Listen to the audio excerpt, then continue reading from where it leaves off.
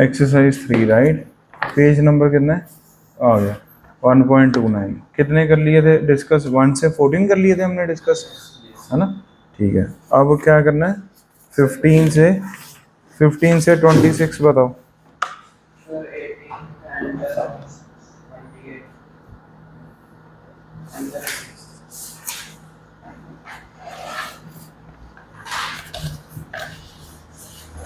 15 से 26 में कौन से डाउट है?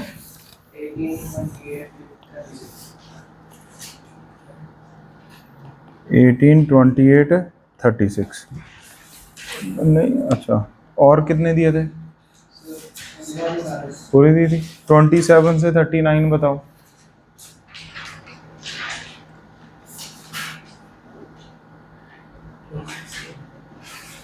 अच्छा,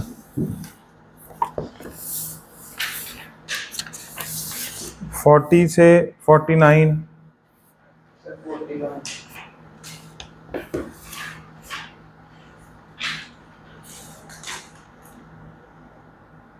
कितना कर लिया आपने? Sir, what is that? 50 से 60 50,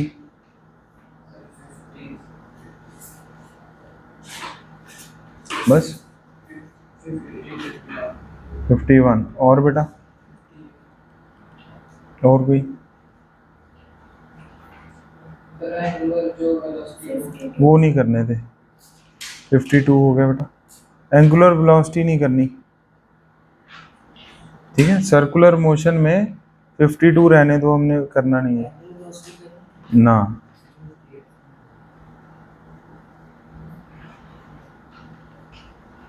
है नहीं ना, ये जरूरत नहीं, ठीक है बेटा? और कोई? 18 देखो पहले क्या लिखा है? The velocity of an object is directly proportional to the elapsed. पहली बात तो जो आ नहीं रहा, क्या लिखा?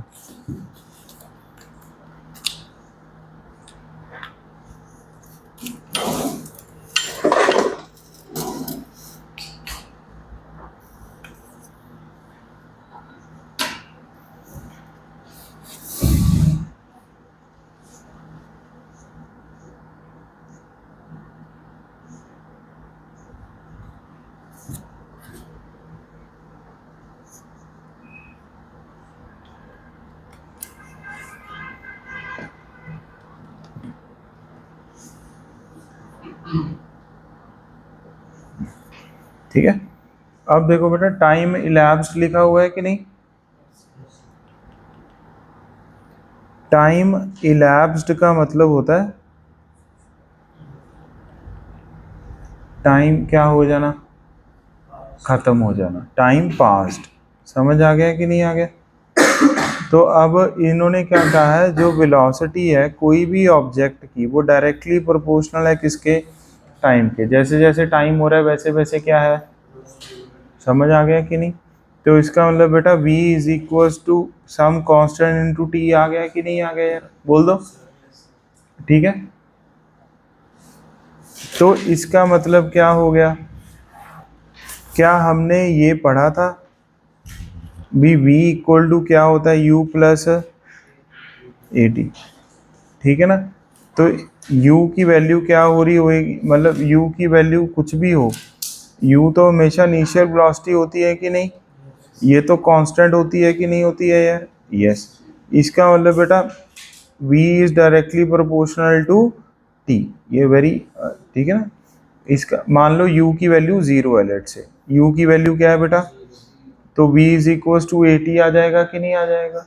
तो इसका मतलब वेलोसिटी किसके प्रोपोर्शनल है? टाइम के। इसका मतलब एक्सेलरेशन की वैल्यू क्या होएगी? कांस्टेंट होएगी। क्या होएगी? तो अब आप बताओ, इसका मतलब यूनिफॉर्म स्पीड है, यूनिफॉर्म वेलोसिटी है, यूनिफॉर्म एक्सेलरेशन है, क्या है? देखो वेलोसिटी तो यूनिफॉर्म है नहीं, क्यों? यूनिफॉर्म का मतलब कांस्टेंट वेलोसिटी होता है, वेलोसिटी तो कांस्टेंट है, क्यों? टाइम चेंज हो जा रहा है तो वेलोसिटी भी चेंज हो जा रही है। जब वेलोसिटी यूनिफॉर्म नहीं है तो स्पीड भी यूनिफॉर्म नहीं होएगी। यूनिफॉर्म एक्सेलरेशन ही होएगा कि नहीं? क्यों? एक्सेलरेशन यहाँ पर क्या है? कांस्टेंट। क्या ये पॉइंट समझ आ गया कि नहीं आ गया यार? बोल दो। तो आपको ये भी पता होना चाहिए। अब मैं आपको इसमें एक एक्स्ट्रा चीज़ भी बता रहा हूँ। अगर मान लो s is directly proportional to time का स्क्वायर, किसके? तो इसका मतलब क्या आ गया बेटा, s इक्वल टू क्या होता है, ut प्लस हाफ, मान लो u की वैल्यू क्या है, 0। अगर ये टाइम के स्क्वायर के प्रोपोर्शनल है तो इसका मतलब यहाँ पर अगेन एक्सेलरेशन क्या होएगी, कांस्टेंट होएगी कि नहीं होएगी यार, बोल दो। क्यों होएगी? क्योंकि यहाँ से s क्या आ जाएगा, हाफ at स्क्वायर आ जाएगा कि नहीं आ जाएगा यार। अगर s हाफ at स्क्वायर आ गया तो इसका मतलब s is directly proportional to t square. इसका मतलब बेटा ये एक्सेलरेशन क्या है, यूनिफॉर्म। ठीक है, तो लिखा करो, थोड़ा थोड़ा लिखा करो इनको।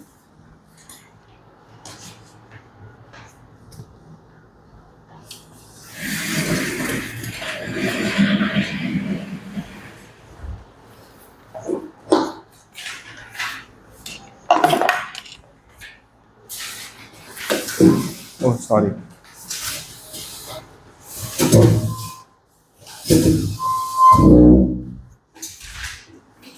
बेटा रिकॉर्डिंग हो रही है, देखो।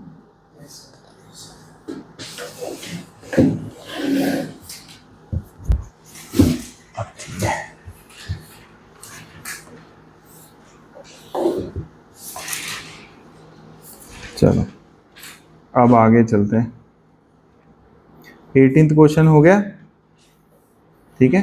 मैं सोल्यूशन भी भेज दूंगा आपको तुरंत, ठीक है। समझ आ गया ना बस? Yes sir. ठीक है। 18 के बाद बेटा 28 पढ़ो सारे बच्चे। अब 28 पर आ जाओ कोई नहीं। ये समझ आ गया ना, क्वेश्चन समझ आ जाएगा। रिकॉर्डिंग आपके पास है ही, घर पे जाके थोड़ा सा मेहनत करनी है बस। क्या करनी है, थोड़ी सी। ये हिल ही जा रहा है, ये क्या हो रहा है।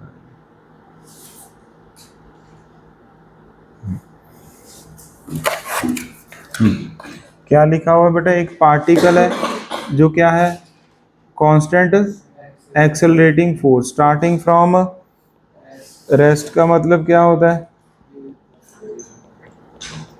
u equal to 0। एक्सेलरेशन क्या गिवन है अपने को, constant. If it travels a distance कितना, इन द फर्स्ट टू।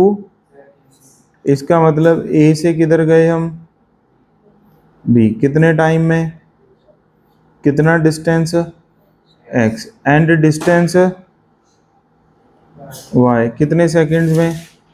ये बिल्कुल सारे बच्चे वो देखो, अभी इलस्ट्रेशन नंबर इधर ही लिखो मॉड्यूल पर अपने।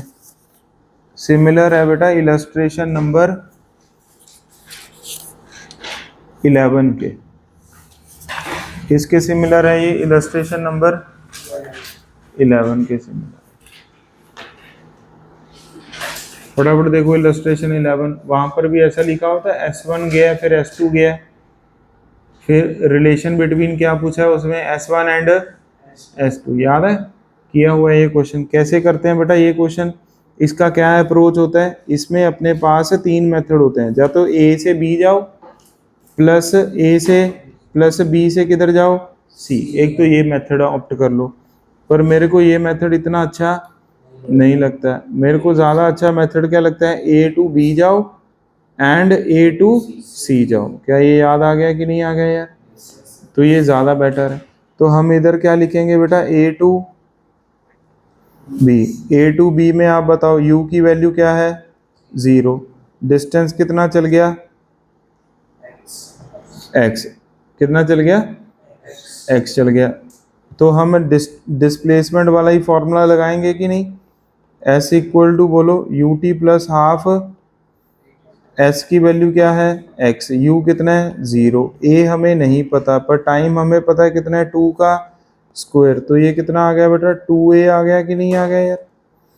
क्या हमें रिलेशन ढूंढना है कि नहीं ढूंढना।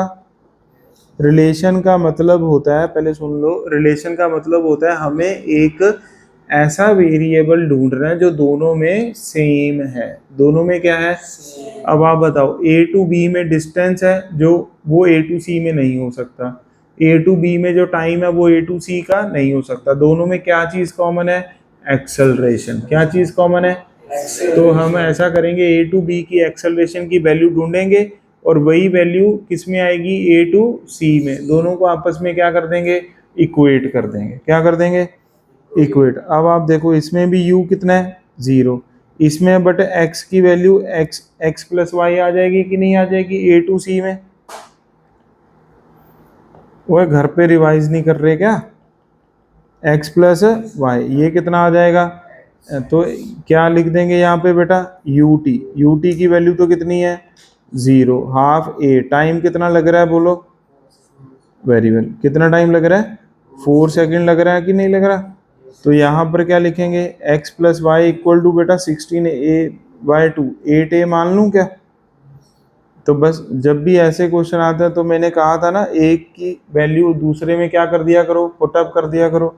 तो यहाँ पर क्या बोलेंगे, x plus Y equal to 4 × 2a लिख सकता हूँ क्या, मतलब 4 × x लिख सकता हूँ क्या। तो इसको क्या लिख दिया बेटा, 3x। तो 3x इक्वल टू क्या आ गया, y आ गया। क्या ये मेथड समझ आ गया कि नहीं आ गया, बोल दो यार।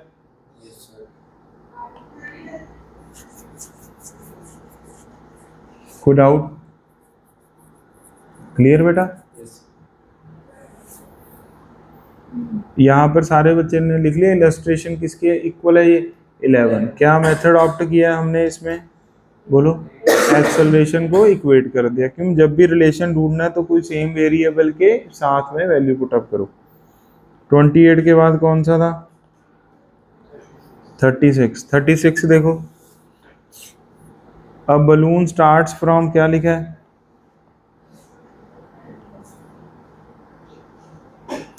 क्या लिखा है, starts rising from the ground with an acceleration कितनी, मतलब बलून ऊपर जा रहा है कि नहीं जा रहा। ऊपर देखो हमें एक्सेलरेशन दे दी है, कितनी एक्सेलरेशन दे दी है बेटा, 1.25 मीटर पर सेकंड। इसको स्टार मार्क कर लो। After 8 second a stone is released from the balloon से, हमने एक स्टोन को क्या कर दिया, रिलीज कर दिया। समझ आ गया कि नहीं आ गया। अब आपने इसमें एक्चुअली क्या है, ये रिलेटिव का क्वेश्चन है, किसका क्वेश्चन है ये, रिलेटिव का। ये हमने अभी कॉन्सेप्ट नहीं किया, इसको लेटर लिख लो बस। 36 को सर्कल करके लिख दो लेटर, फिर कभी करेंगे अगर करना होगा, नहीं तो रह भी दे सकते हैं। 36 के बाद बताओ कौन सा, मतलब करना नहीं है। 41 आ जाओ, ड्राइवर ऑफ ए ट्रेन, हाँ जी।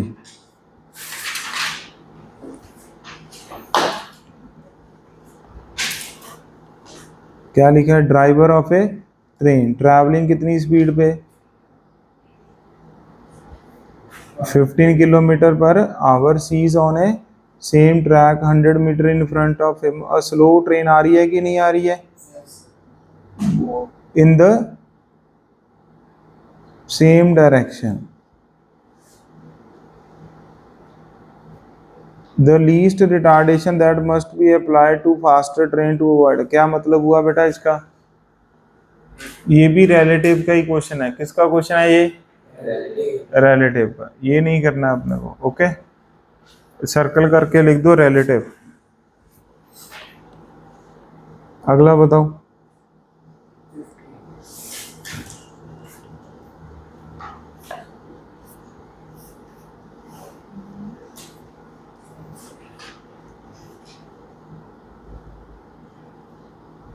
ये भी किसका क्वेश्चन है, रिलेटिव वेलोसिटी का। इसको भी नहीं करना। 51 बेटा, ये भी किसका क्वेश्चन है, रिलेटिव लिख दो बस। फिर इसका मतलब सिर्फ आपके वही डाउट्स थे कि नहीं थे यार, एंगुलर वाले क्वेश्चन हमें नहीं करना है। एक इसका मतलब पेंसिल है किसी के पास,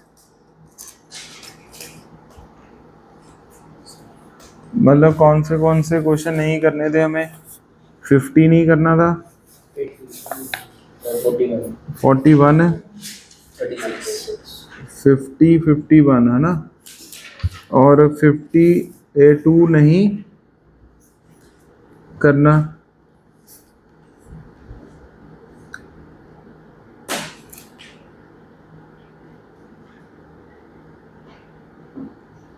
58 हमें नहीं करना, 57 भी हमें नहीं करना, 56 भी हमें नहीं करना, ओए 59 भी नहीं करना था यार, और 60 भी, मतलब ये रोटेशन वाले तो करने ही नहीं थे हमें। ओके,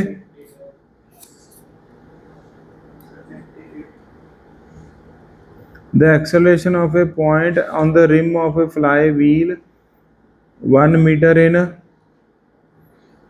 हाँ ये भी फिर एक्सेलरेशन आ गई, हमें पता ही नहीं, 50 भी नहीं करना, बस करना ही नहीं है।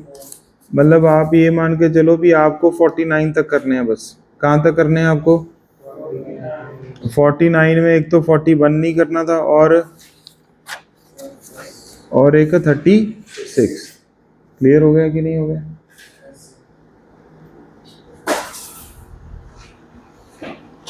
और क्या था होमवर्क? बस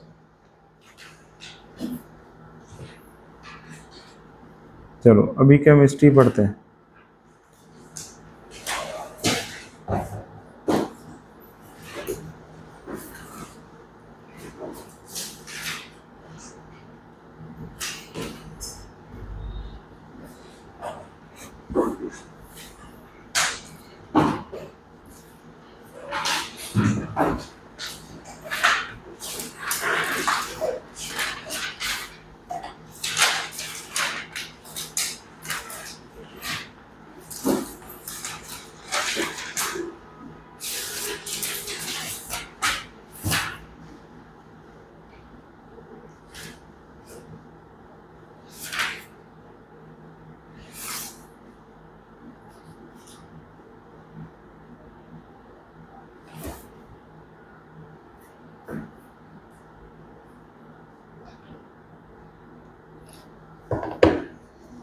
चलें आगे।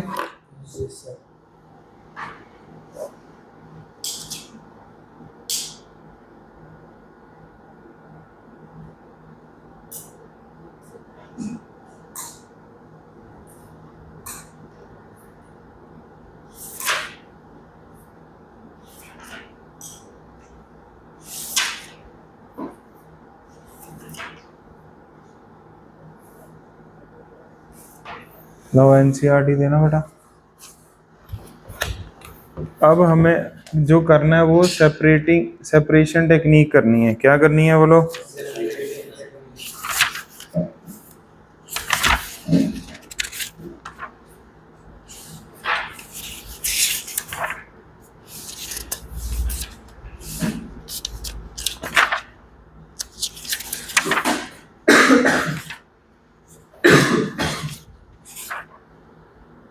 स्कूल के सिलेबस में है सेपरेशन टेक्निक का?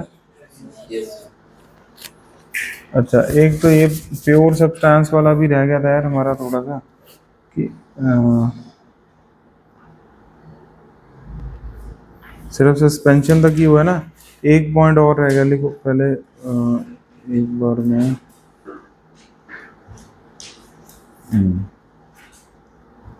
ये तो रह ही गया थे लिखने पॉइंट।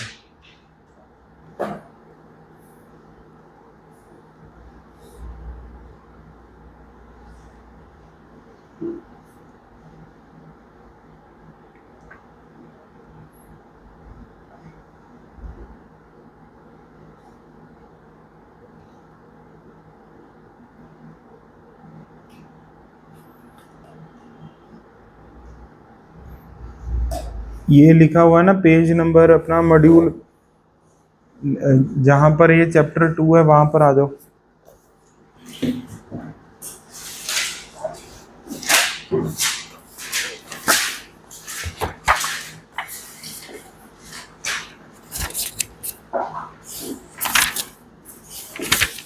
सोल्यूशन हो गया, सॉल्युबिलिटी हो गया,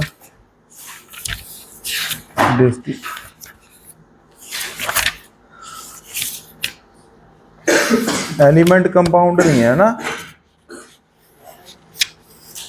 एलिमेंट कंपाउंड तो नहीं है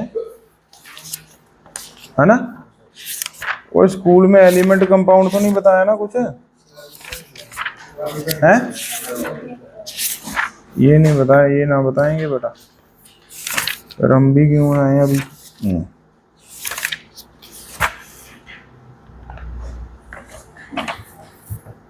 चलो ये अब क्रिस्टलाइजेशन में एक मिनट रुको, अपने को थोड़ा सा पढ़ना पड़ेगा।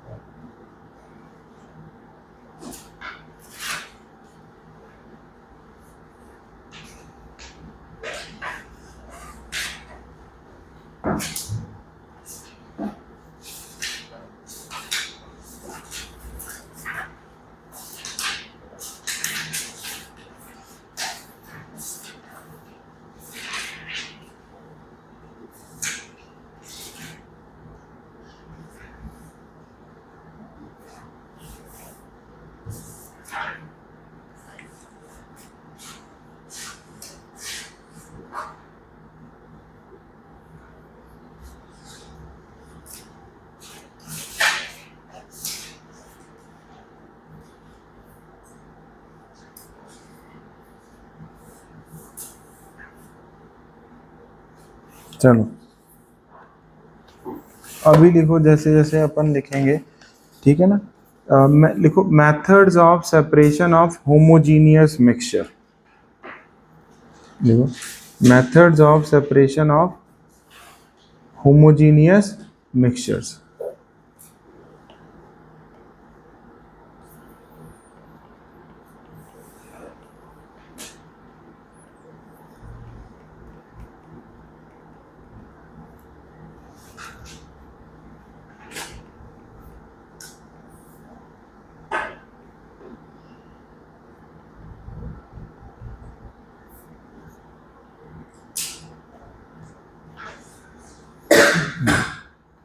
इसमें जो फर्स्ट मेथड है बेटा वो है crystallisation.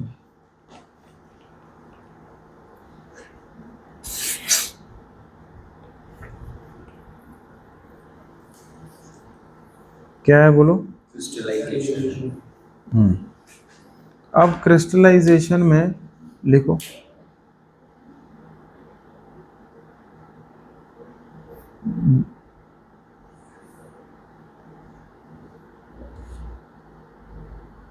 to obtain the solid free from impurities the method of crystallization is used।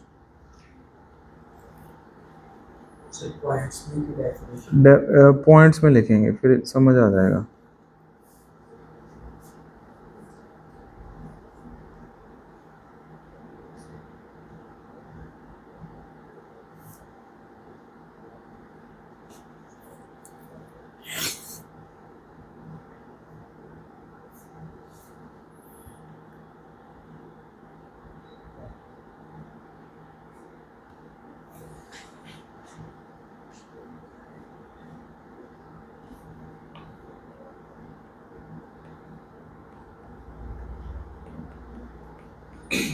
जो अंडरलाइन किया बस वही लिखना, ठीक है। To obtain the solid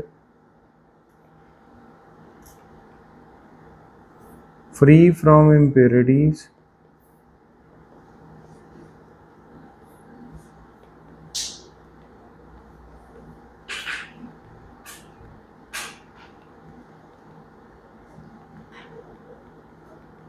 the method of crystallization is used। Okay second point लिखो इन क्रिस्टलाइजेशन, या फिर ऐसे लिखो फॉर दिस, ऐसे सिंपल लिख लो for this the solution is taken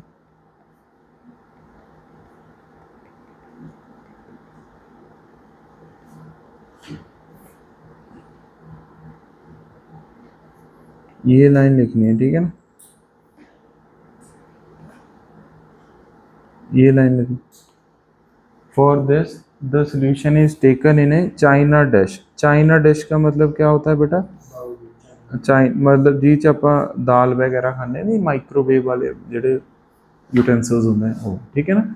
मतलब कांच के बर्तन जो होते हैं, चाइना डिश एंड मतलब कटोरी च ले लिया ना किनू सोल्यूशन ਨੂੰ ਫਿਰ ਉਹਨੂੰ ਕੀ ਕਰਤਾ and evaporated on a water bath till the solution becomes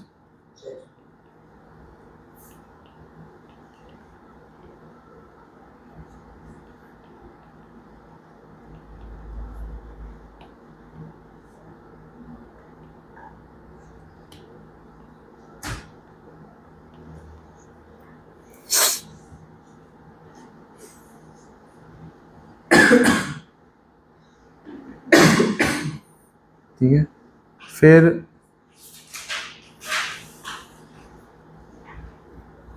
देखो at the point of saturation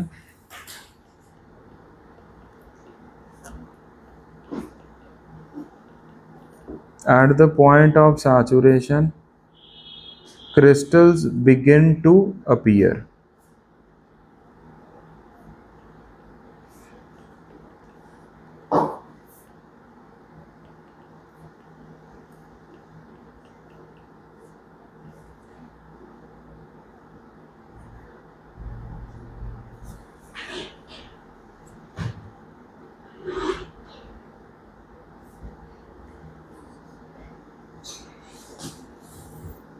फिर उसके बाद ये पॉइंट लिखो the saturated solution is removed from the flame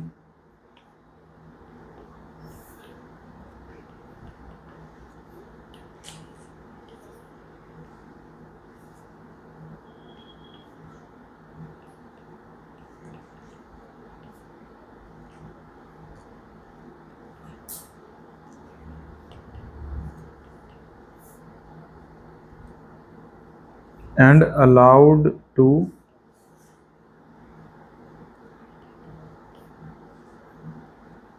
cool to the room temperature।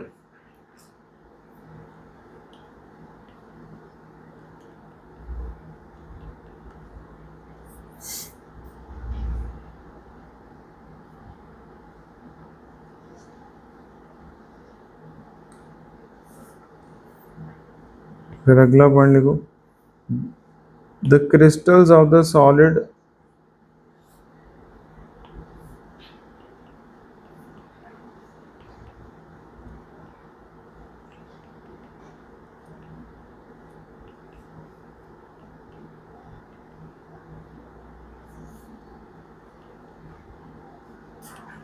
separate from the solution।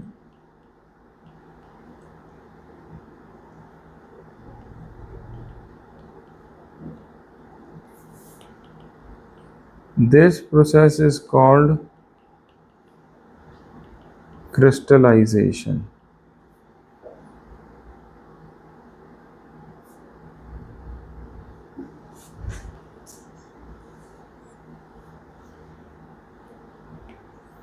फिर जो crystals बने हैं सामने लिखा हुआ फिर हम उनको क्या कर लेते हैं फिल्टर आउट क्या कर लेते हैं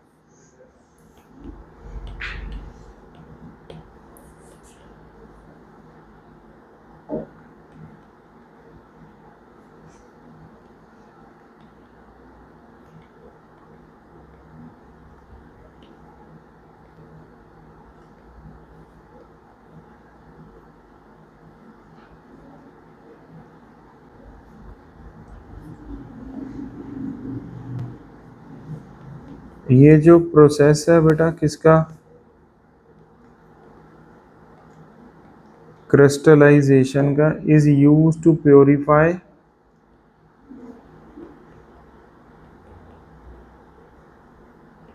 सॉलिड्स।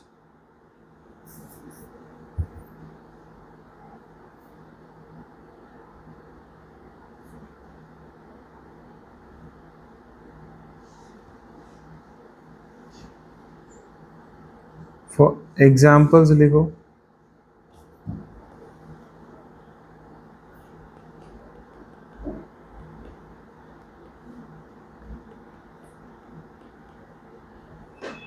salt obtained from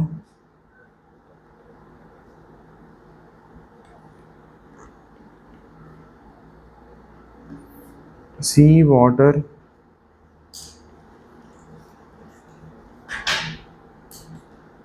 मतलब ऐसा देखो,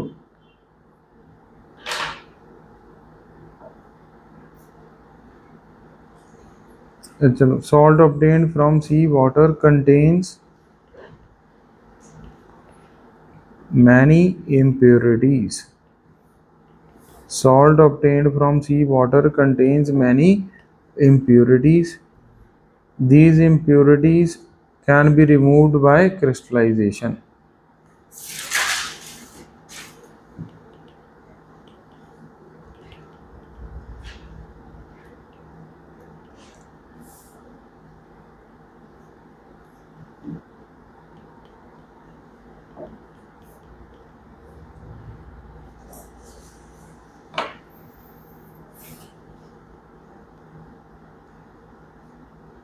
लिख लिया?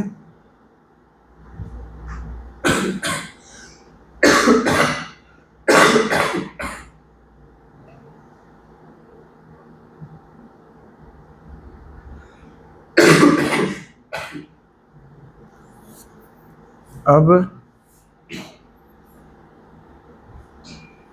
सेकेंड एग्जाम्पल लिख लो। Pure copper pure copper sulfate is obtained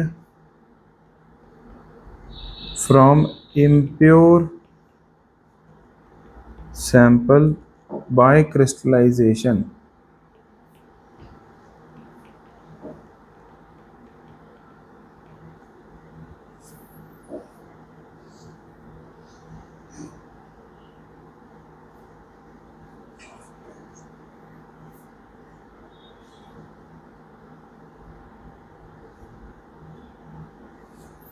ठीक है। अब सबसे पहले आपको बेटा डेफिनेशन पता होनी चाहिए। किसकी डेफिनेशन पता होनी चाहिए? हाँ, वो लिख लो पहले भी। अगर कहीं आपको शॉर्ट फॉर्म में ही आ जाए क्वेश्चन, तो you will be able to write the definition of crystallization. तो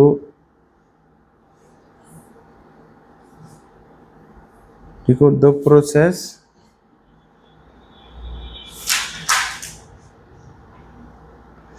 by which a pure solid in the form of crystals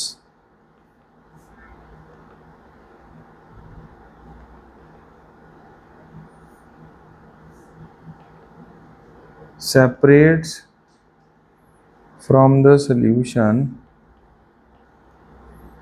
is called crystallization.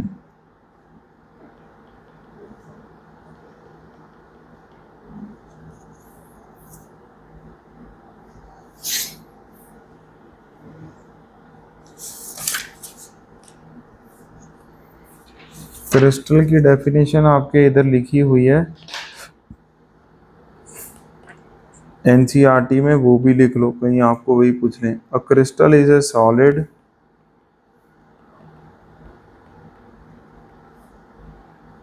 that is made up of particles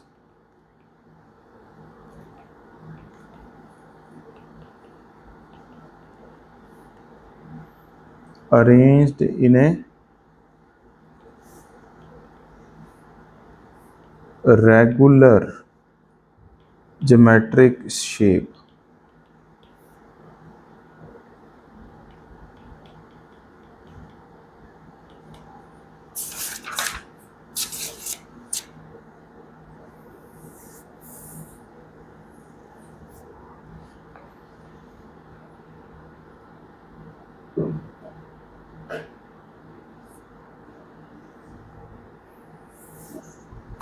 अगला point लिखो, method. अगला point लिखो, इसी में लिखो, principle of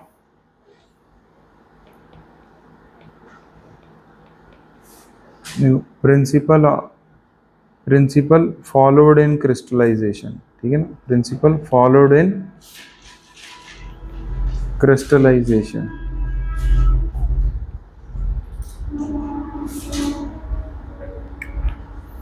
बोले वो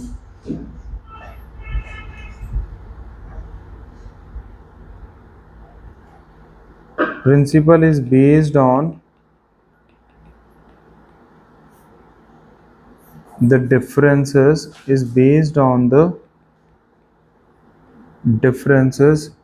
in the solubility of substance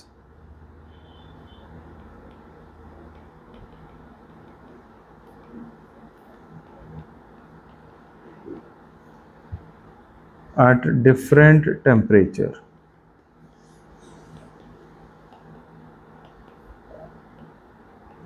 Principle is based on the differences in the solubility of a substance at different temperature. ठीक है, नाउ आई वांट भी हम इसको थोड़ा सा रीड करें ताकि हमें समझ आ जाए, फिर हम अगली प्रोसेस पढ़ेंगे जिसको क्या बोलेंगे, डिस्टिलेशन। क्या बोलेंगे? हाँ, बस 3-4 प्रोसेसेस ही हैं, ज़्यादा नहीं है। ठीक है, तो अब पहले मैं आपको थोड़ा सा समझा देता हूँ भी इसमें होता क्या है। ठीक है, क्या थी हेडिंग? क्रिस्टलाइजेशन थी कि नहीं थी? अच्छा, डेफिनेशन क्या थी क्रिस्टलाइजेशन की बेटा? जिसमें क्रिस्टल्स बन जाएं। क्या बन जाएं? मतलब क्रिस्टल्स बन के सिस्टम क्या हो जाए, सेपरेट आउट हो जाए। क्या हो जाए? Separate out. ठीक है ना। अब देखना अपने को ये कैसे होता है, तो बहुत ही सिंपल है, कुछ नहीं है। किसी के पास फोन में है एनसीईआरटी?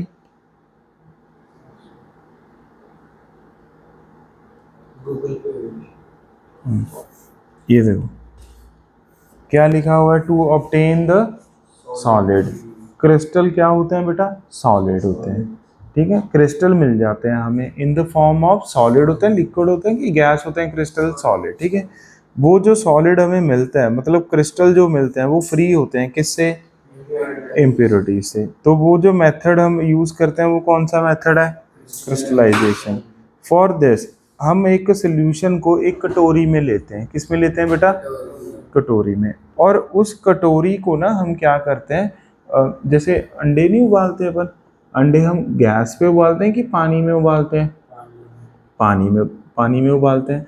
तो उबले हुए पानी में, मतलब पूरे गर्म पानी में हम क्या करते हैं, उस कटोरी को रख देते हैं।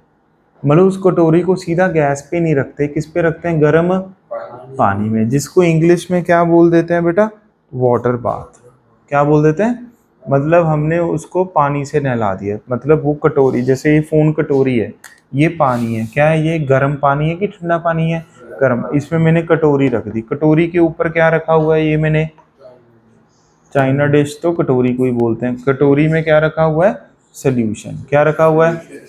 क्या ये समझ आ गया? ये चाइना डिश है, ये सोल्यूशन है, मैंने इसको किस में रख दिया? पानी में। तो गर्म पानी से कटोरी गर्म होएगी, कटोरी गर्म होएगी तो सोल्यूशन भी क्या होएगा? गर्म होएगा। तो सोल्यूशन के क्या बनेंगे? वेपर्स बनेंगे। मतलब गर्म होने लग जाएगा कि नहीं होने लग जाएगा? बोल दो। ठीक है, अब होता क्या है, water bath till the solution becomes saturated. Saturated का मतलब क्या है, अभी ये देखेंगे। At the point of saturation, मतलब धीरे धीरे धीरे धीरे धीरे धीरे ये क्या होने लग जाएगा? गर्म होने लग जाएगा। क्या होने लग जाएगा? गर्म होने लग जाएगा। जैसे ही वो गर्म होएगा, इसकी दीवारों पर क्रिस्टल्स आ जाएंगे। क्या आ जाएंगे? द सैचुरेटेड सोल्यूशन को हम क्या कर देंगे फिर? रिमूव कर देंगे from the flame and allowed to cool to the room temperature. अब दोबारा सुनो, होता क्या है, ये बेटा गर्म पानी में मैंने रख दिया। इसमें मान लो 2 लिक्विड है। कितने लिक्विड है? एक जो हमें चाहिए, एक जो हमें नहीं चाहिए। मैंने जैसे ही उसको गर्म पानी में रखा, जो तो हमें नहीं चाहिए था वो तो सारा क्या हो जाएगा? इवेपोरेट हो जाएगा। क्या हो जाएगा? अब जो मेरे को चाहिए वो इधर का इधर ही पड़ा रह गया कि नहीं पड़ा रह गया? बोल दो। उसके क्या बन जाते हैं? धीरे धीरे गर्म होता है, हल्का हल्का क्रिस्टल्स बनते हैं। क्या बनते हैं? क्रिस्टल्स। मतलब सॉलिड फॉर्म में होली होली धीरे धीरे आने लग जाता है। क्यों आने लग जाता है? आप सोचो, अभी रख दिया, इवेपोरेट हो गया बेटा, जो नहीं चाहिए वो इवेपोरेट हो गया। अब इसका मतलब इसमें अब प्योर क्या है, सब्सटेंस जो हमें चाहिए। तो जब प्योर सब्सटेंस होता है उसको सैचुरेटेड बोल दिया। क्या बोल दिया इन्होंने? अब आप ये लाइन पढ़ो, for this the solution is taken in a china dish and evaporated on A water bath till the solution becomes, कब तक उसको उस कटोरी में वहां तक रखते हैं जब तक अनवांटेड चीज उड़ नहीं जाती और वांटेड चीज वहीं पर रह नहीं जाती। हाँ, वो कैसे पता लगेगा?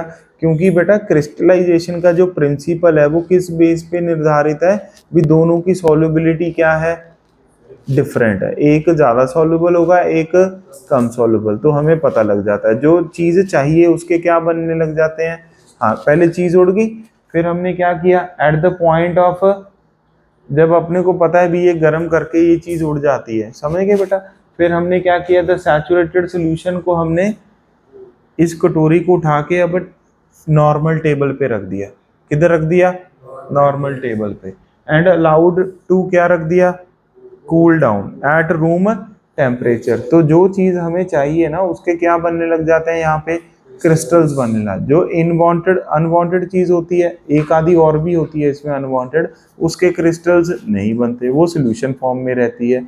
जो चाहिए होती है उसके क्या बन जाते हैं बेटा, क्रिस्टल्स बन जाते हैं। अब आपको समझ आ गया कि हमने इसे सैचुरेटेड क्यों करा है क्रिस्टल्स को? कि हमने बेटा इसलिए कहा है, जैसे ही हमने गर्म कटोरी को इधर रखा तो इवेपोरेट होके चीजें उड़ गई ना, तो इसकी कंसंट्रेशन ज्यादा रहेगी कि नहीं रहेगी। तो इसका मतलब ये अब इम्प्योरिटी से दूर हो गया, मतलब ये अब जितना रह सकता था उतना रह गया। सैचुरेटेड का मतलब क्या होता था, जितना हम घोल सकते हैं कोई चीज को उतना ही घोलते हैं। मतलब सैचुरेटेड यहाँ पर ये है भी, जितना ये रहना चाहिए मतलब ज्यादा से ज्यादा यही रह गया, अनवांटेड चीज ज्यादा से ज्यादा उड़ गई। ओके बेटा, उसको क्या बोलते हैं, सैचुरेटेड। फिर हमें कैसे पता लगेगा ये सैचुरेटेड हो गया? क्या, हमें पता होती है ना प्रॉपर्टी से पहले, जब क्रिस्टल्स बनने लगे तो इसका मतलब वो क्या है बेटा, सैचुरेटेड। समझ गए? अब फिर क्या लिखा, क्रिस्टल्स को हमने क्या कर लिया, देखो सामने फिल्टर कर लिया। फिर process of crystallization is use to purify solid. तो हमें सॉलिड की फॉर्म में मिल गया बेटा क्रिस्टल्स। फिर क्या लिखा है, जैसे सॉल्ट ऑब्टेन करना है किससे, सी वाटर से। अब आप देखो, पानी, समुंदर से पानी ले आए, अब पानी पानी भी है उसमें और भी इम्प्योरिटीज है, नमक भी है, हमने उसको उबाल दिया, क्या कर दिया, गर्म कटोरी में रख दिया, पानी तो क्या हो जाएगा, अब आपको पता ही लग जाएगा, नमक तो नहीं उड़ेगा ना यार, तो आपको पता है ना।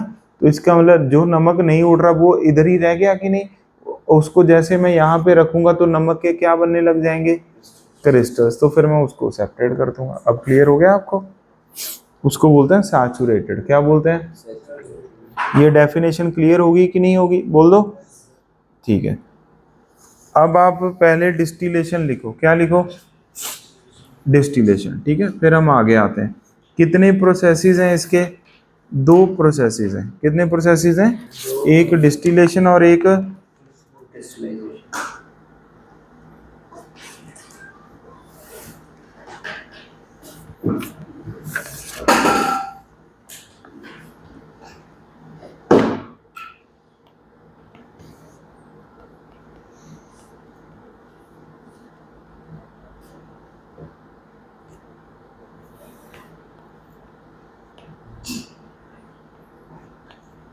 डिस्टिलेशन में लिखो बेटा,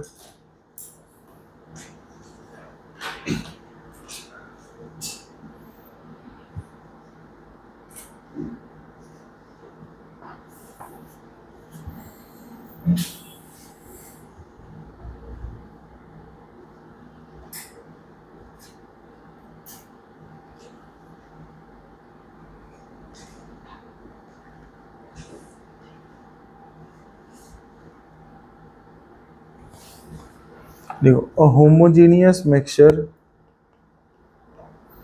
होमोजीनियस के बारे में पढ़ रहे हैं कि नहीं,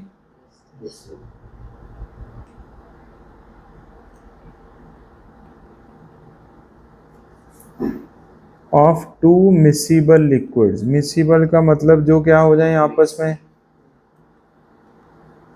A homogeneous mixture of two miscible liquids can be separated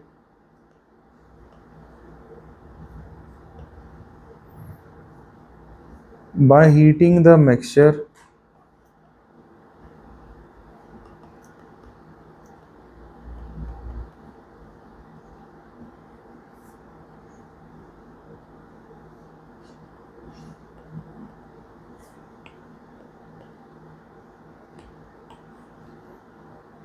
until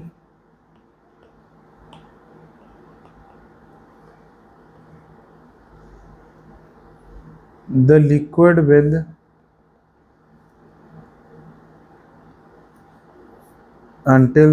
with lower boiling point vaporizes.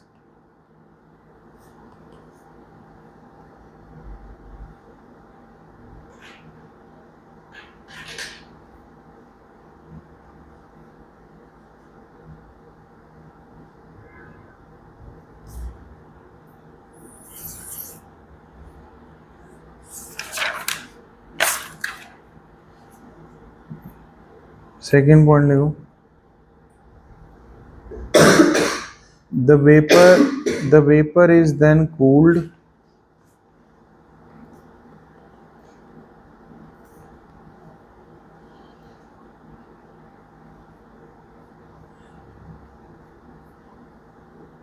and later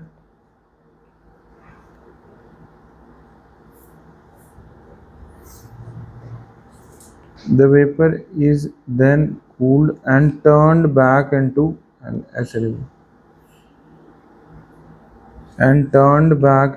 liquid.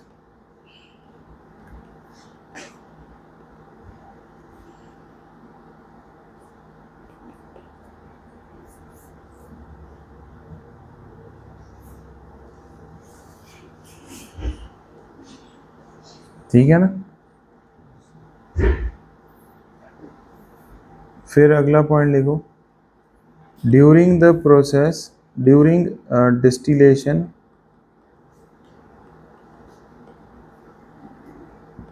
vapors of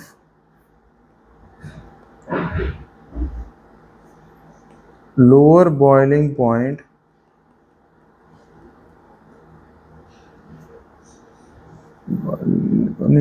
vapors of lower boiling liquid are passed through a condenser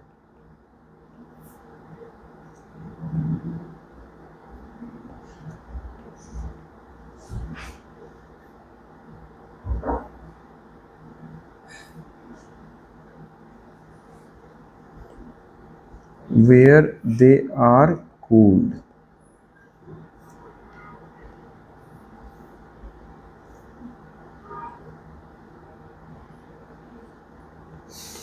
The pure liquid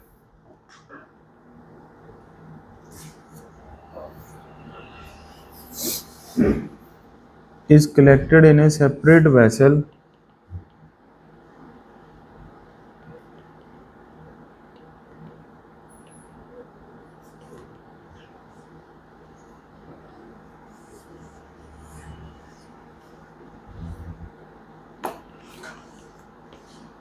whereas the impure liquid मतलब whereas the other liquid or you can say the unwanted liquid जो हमें liquid नहीं चाहिए और solid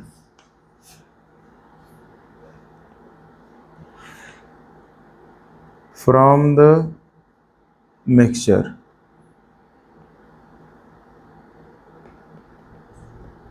remains in the distillation flask.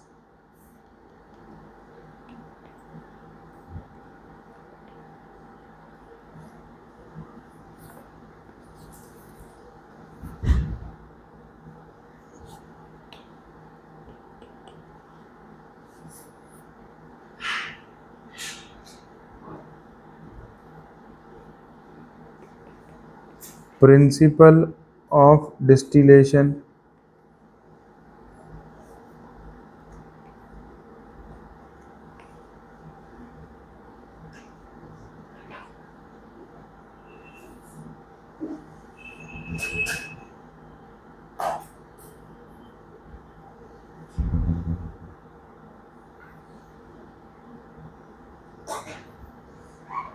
लिखो लिखो principle of distillation, the liquid लिखो two liquids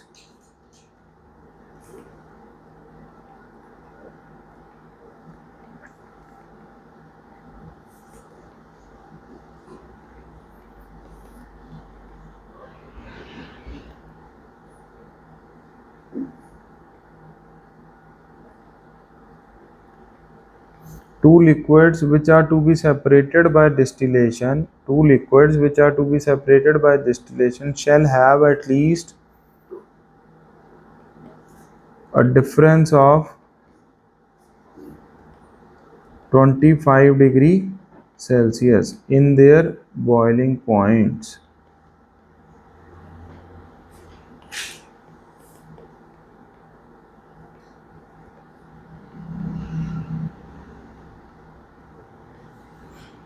Example of distillation लिखो,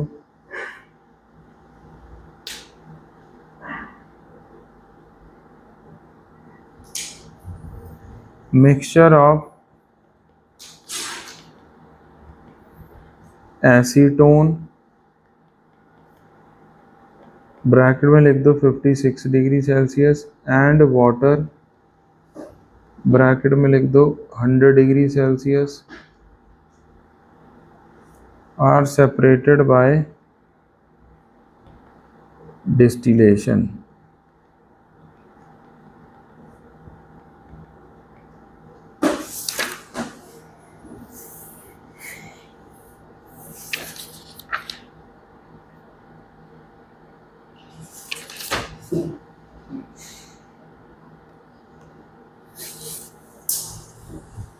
देखो ये बहुत ही सिंपल है, बोलो ये बहुत ही सिंपल बेटा, दो लिक्विड्स ने सिंपल अपने को एक बॉटल च की पईयां ने दो लिक्विड्स, ओके ਆਪਾਂ ਉਹਨਾਂ ਨੂੰ बॉयल करना स्टार्ट करता, की स्टार्ट करता, बॉयल करना स्टार्ट करता। एक लिक्विड 50 पे बॉयल होती है, एक 100 पे होती है, बोलो एक 50 पे होती है, एक, तो जैसे ही टेम्परेचर बेटा 55 डिग्री आ जाएगा, कितने डिग्री आ जाएगा, तो कौन सी लिक्विड बॉयल होना स्टार्ट हो जाएगी, 50 वाली हो जाएगी, मतलब लोअर बॉइलिंग पॉइंट वाली पहले बॉयल होएगी कि हायर वाली, लोअर वाली।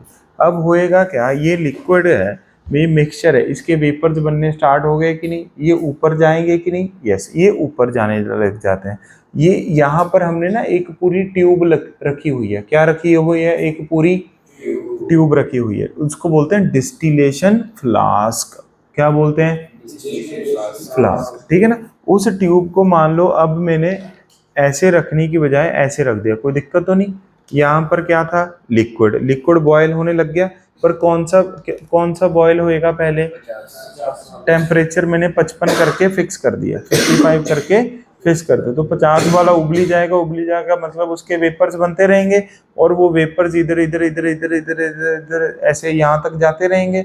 जैसे ही वेपर्स यहाँ पर पहुंचेंगे, मैं यहाँ पर मैंने एक और कंटेनर रखा हुआ है, क्या रखा हुआ है, एक और मैंने उस कंटेनर में इसको क्या कर लूंगा, कलेक्ट कर लूंगा, क्या कर लूंगा, कलेक्ट, फिर इसको रिमूव कर दूंगा, इस फ्लास्क को फिर मैं रिमूव कर दूंगा, समझ गए कि नहीं। अब मेरे पास इधर किसके वेपर्स आएंगे, जिसका बॉइलिंग पॉइंट लेसर था, तो मेरे पास वो प्योर चीज आ गई कि नहीं आ गई यार, बोल दो यार, ये भी प्योर बन गई और ये भी प्योर। पर यहाँ पर तो मेरे पास वेपर्स हैं, क्या है, वेपर, तो मैं वेपर्स को क्या कर देता हूँ, कंडेंस कर देता हूँ, क्या कर देता हूँ, तो मेरे पास दोबारा क्या बन जाएगा, लिक्विड। अब आप सिंपल है, मान लो उस कमरे में वेपराइजेशन हुई, मैंने यहाँ पे होल किया, तो सारे वेपर उड़ के इधर आ जाएंगे कि नहीं, यहाँ पर मैंने एसी ऑन कर दिया, क्या ऑन कर दिया दोबारा, तो जो वेपर उड़ के आए वो पानी की फॉर्म में नीचे गिर जाएंगे कि नहीं यार, तो उधर भी अलग लिक्विड रह गया, इधर भी अलग। क्या आपको ये पूरा सिस्टम समझ आ गया। पहला, होमोजीनियस मिक्सचर ऑफ कौन सी लिक्विड होनी चाहिए,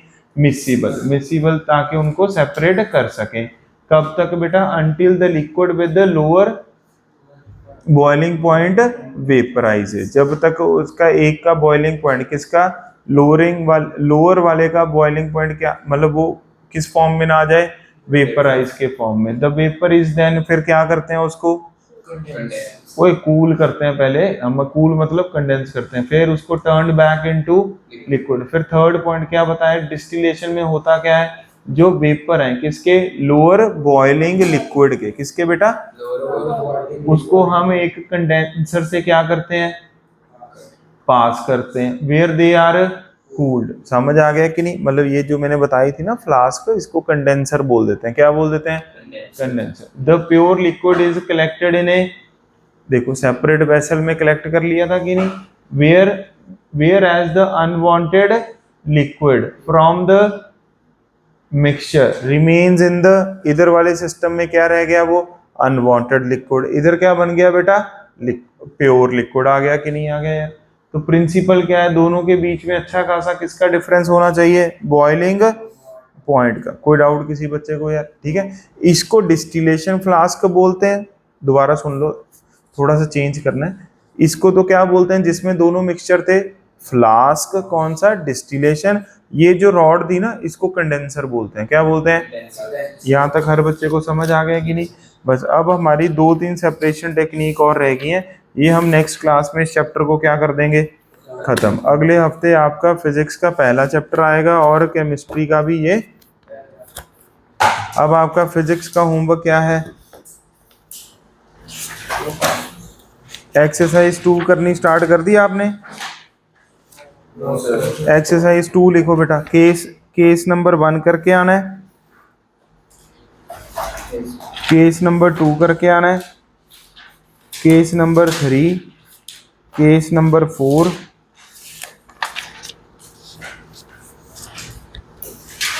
केस 5, मतलब पूरा ही कराना है एक्सरसाइज 2 बस, ठीक है। एक्सरसाइज 2 पूरी करनी है, फिर हमारी सिर्फ एक्सरसाइज कौन सी रह जाएगी बेटा, 4 रह जाएगी, 4 और 5 रह जाएगी। समझ आ गया कि नहीं आ गया, बोल दो। ये और केमिस्ट्री के लिए ये वाले चैप्टर में ना थोड़ा सा सिलेबस चेंज होने के कारण ना मटेरियल में हल्का सा डिफरेंस है, तो कुछ कुछ क्वेश्चन ही हम इसमें से क्या कर सकते हैं, सारे नहीं कर सकते, तो इसलिए अभी हम ये वाले चैप्टर में थोड़ा सा अवॉइड करेंगे भी, हम इसका क्या करें, मॉड्यूल करें, समझ गए। हम इसके क्या करेंगे, क्वेश्चन ज़्यादा बस थ्योरी वही पढ़ लेना, नोट्स पढ़ लेना, इसके क्या पढ़ लेना, नोट्स ही कर लेना, ठीक है। क्योंकि इसमें ना वो सिलेबस चेंज हो गया ना, इसलिए इसका चक्कर पड़ गया। अगले वाले चैप्टर में पूरा डिटेल में करेंगे, कोई दिक्कत है, चलो बेटा एनसीईआरटी लेकर आओ अगर सारे बच्चे हैं अगली क्लास में, ये लो। अच्छा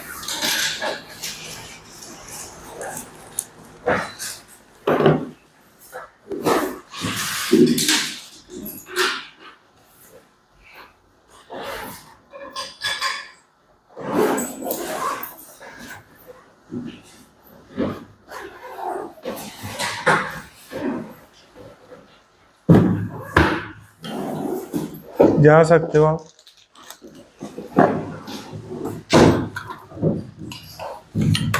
रिकॉर्डिंग सुननी